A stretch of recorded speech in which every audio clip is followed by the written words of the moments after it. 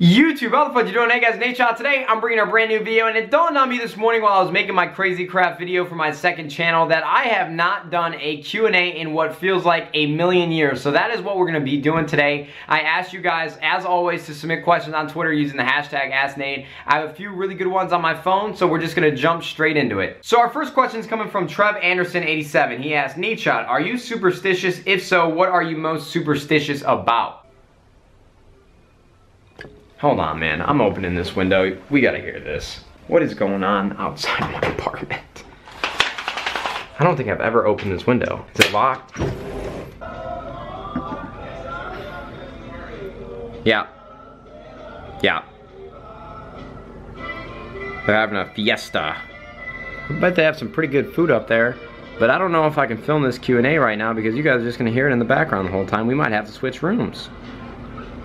Maybe I should go ask him if I can hang out. So before I was interrupted by the party next door, somebody asked me if I have any superstitions. And I used to have a lot when I was younger, but I can't really think of them right now. But I have one currently, but I don't really call it a superstition. And this is gonna sound completely normal to you, but you have to let me explain. So every night, I'll come down here and I'll make sure my door is locked. Now that seems pretty normal. If you live on your own, you make sure all your doors are locked. But even if I come through this door like 2 minutes ago, and say it's 10 o'clock at night and I'm going upstairs to go to bed, I will come back down here, even if I walk through this door 2 minutes prior to being upstairs, I have to actually look to see that the door is locked. Like I cannot fall asleep and I cannot go to bed unless I see that this door is locked for whatever reason. It's not like that with like any other doors in the house, but it's just something in my head that makes me do that every single night. That's really the only superstition that I have, and I don't even know if that really would be classified as a superstition. Our next question is coming from Alex Thompson 02, and he asked, Nadeshot, what is your biggest regret? Hashtag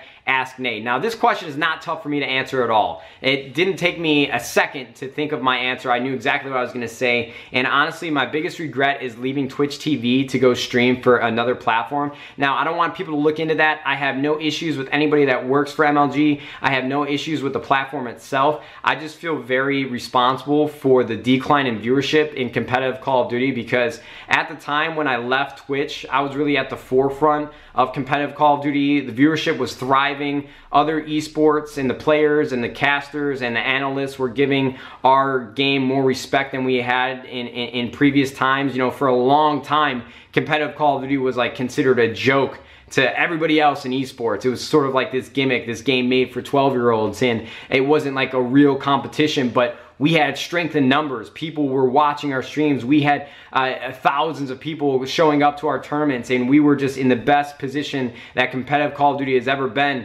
And then in one day, flip of a switch, I go and stream on another website, and basically it caused all the other pro players to go sign and stream on MLG TV, and it basically alienated competitive Call of Duty away from all the other esports when we were trying to climb out of that hole in the first place. So I really think that's like my biggest regret, not in the sense of like financial stability, because that was one of my biggest goals when I was younger, is to make a living from gaming, and I did that, and I'm very comfortable, and that's incredible. But I think that was at a cost to a community that I loved and still do love. So hopefully in the next couple of years we can get competitive Call of Duty back on the right track, and you know, just get this esport, this game I love, back in the place that it needs to be. Our next question is coming from Lewis, or LSMY_11. He asked, Nadeshot, why do you not go to events to support the Green Wall? Hashtag Ask Nade. So if you guys didn't know, in New Orleans, Optic Gaming and Optic Nation are competing at the MLG World Finals for Advanced Warfare, and you guys obviously can tell that I'm not there, and I actually haven't been to a Call of Duty event since I took a break or retired, whatever you'd like to call it. And the reason being for that is just because it's one of those things where there's multiple reasons why I'm not going. One, I don't like getting on planes. If you guys didn't know, I have really, really bad anxiety, and I'm not using this as an excuse. It's like a very genuine problem. I do not like being on planes. Any amount of turbulence really just sets off my thoughts about like, oh my God, we're gonna crash and we're gonna die. So it's one of those things where I just don't wanna put myself in that situation. And I know that sounds like a cop-out, but if you were in my own head and you were experiencing that amount of anxiety for cross-country trips, you wouldn't want to get on a plane if you didn't have to either. Number 2, I competed in Call of Duty for about 7 years. I started in 2007, ended in 2015, so that's actually probably about 8 years. So I've gone to every single event, I've seen it all, I've done it all, and it's just one of those things where I don't feel like a need to be there. Like when I was playing, I didn't care if Hector was there, I didn't care if anybody else was there. All that mattered was me competing and trying to win. So the guys on the team don't care regardless if I'm there or not. Like, it's not like, oh man, Nadeshot's not here, now I'm not gonna play as well. It's not one of those things, and I understand that I'm a part of the organization, I should be supporting the team, but it's just one of those things that I just don't feel I need to be doing. Like, it's not an obligation, and that might sound selfish in a sense, but you know, when I wanted to take a break from Call of Duty, like, I meant a break. I just wanted to step away from it all, the scene, the community, just everything. Like, I just needed to reset, and that is pretty much the reason why I'm not at the MLG World Finals supporting the team. I'm supporting from afar. Our next question is coming from It's Hatcher, or Ryan Hatcher, and he asked, Nadeshot, what keeps you motivated?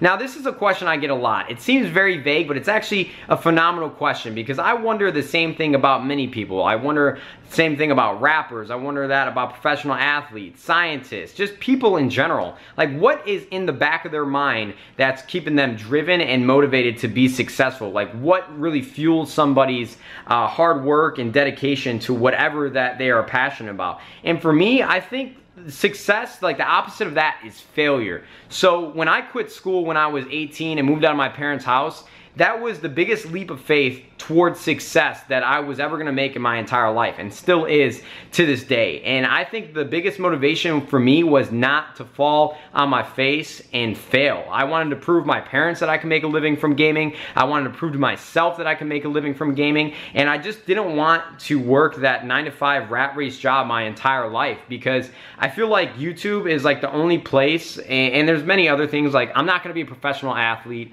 I'm not a software engineer, I'm not a genius scientist that's gonna make some profound discovery about illness or disease. Just anything that people make a lot of money from, or people help the world in. There was no other avenue for me except gaming. I was passionate about it. I wanted to motivate other people, and I wanted to try and make a great living for myself so I can go out and buy the things that I want, and I could, you know, settle down, have a great house, and not worry about my financial stability. It was just one of those things that kept me driven, and I just wanted to prove to everyone that I could be successful. So I think the biggest thing for me is I did not want to fail. You know, it's been a tough road, but I think we're doing pretty well so far, and that's thanks to a lot of you guys. So I honestly, every day, I really am grateful for everybody that watches my videos, tunes into my streams, buys my shirts. You know, it just has helped me achieve a dream that I never could have achieved without you guys and without a little bit of luck. Jesse_J9 asked, Nadeshot, best Netflix show you ever watched? Hashtag Ask Nade. I have to go with House. Guys, if you've never watched House on Netflix, go watch it. It's about this cast of people that are working in a hospital, and they are like the best doctors in the entire world. They diagnose secret and mystery illnesses, and the main actor, I think his name is Hugh Laurie. I've enjoyed his performance in this show so much that I looked him up on Twitter. I wanted to see other projects, other TV shows and movies that he's worked with. I think he won a Grammy for the show, and honestly, I go watch House on Netflix right now. It's phenomenal. I think I ran through like 5 seasons in less than like a month. I just have been binging it over and over and over. Go check it out, House on Netflix. Best show I think that I've ever watched on Netflix. MD Killer 101 asked, Nadeshot, what is one thing that you absolutely hate about living in LA? And I'd have to say how congested the area actually is. There are so many people living here, and I am not a big fan of big crowds and being in very small, tight places. So for me, I think the biggest thing I miss is living in the suburbs, where it's very calm, you have a lot of space, you don't have somebody breathing down your neck everywhere you go, and it's just more comfortable living. So I think the biggest thing about LA is just the sheer amount of people, man. It's so crowded here because the weather is fantastic. everybody wants to be here. There's just no reason not to be. But I have no issue bearing through the winters and the fall in the Midwest or the East Coast. Wherever I need to be where there's less people, I will endure it. I love the fall. I love the winter. I have no issues with it. So I don't think I'll be in LA for the rest of my life, but I definitely say that's the one thing that I do not like about LA is just the amount of people and things here. Alright guys, I think that's gonna do it for me here today. Thank you guys all so much for the fantastic questions. I have a new t-shirt available. I'm sure you guys can see it on screen right now. There's a link in the description below. I think there's only 800 left and the shirt's only gonna be on sale for a week and a half. So if you guys want to check it out, there's a link. I hope you guys enjoy it. Thanks for watching the video. Have a wonderful day. Make sure you hit that like button and YouTube. We'll see you fuzzy later. Goodbye.